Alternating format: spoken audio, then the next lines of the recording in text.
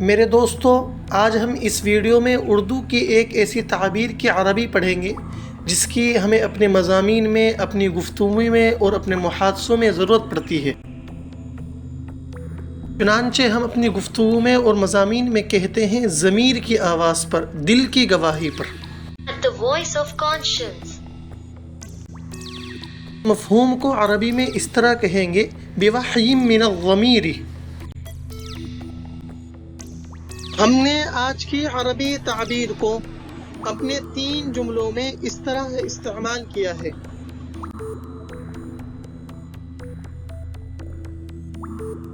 Then understand the above Arabic idiom used in 3 sentences. تعبیر کو پہلے جملے میں اس طرح استعمال کیا ہے۔ شیخ سعدی رحمہ اللہ ضمیر کی آواز پر 40 سال کی عمر میں علم کے حصول میں نکل پڑے۔ Sheikh Sadi, may Allah have mercy on him, set out to seek knowledge at the age of 40, following the voice of conscience.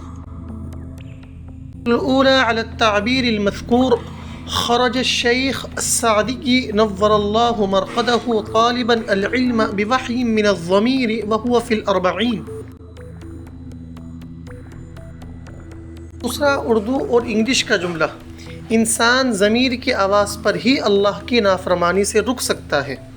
Humans are on the voice of conscience and can stop them from disobeying Allah. الجملة الثانية لا يمتنع الإنسان من سخط الله إلا بوحي من الضمير۔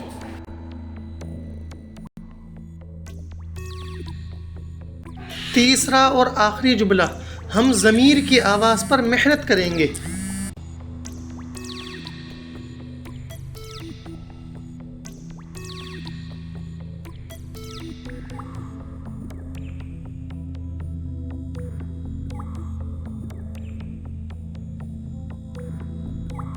We will work on the voice of conscience.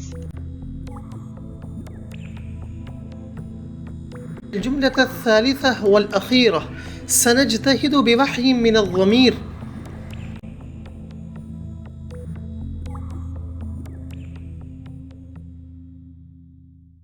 دوستو، اگر آج کی آپ کو تعبیر پسند آئی اور آپ اس کو اپنی مضامین اور اپنی تحریر اور گفتگو کی زینت بنانا چاہتے ہیں اور استعمال کرنا چاہتے ہیں تو آپ جملوں میں اس کو ڈال کر کمنٹ باکس میں ہمیں جملے بھیج سکتے ہیں۔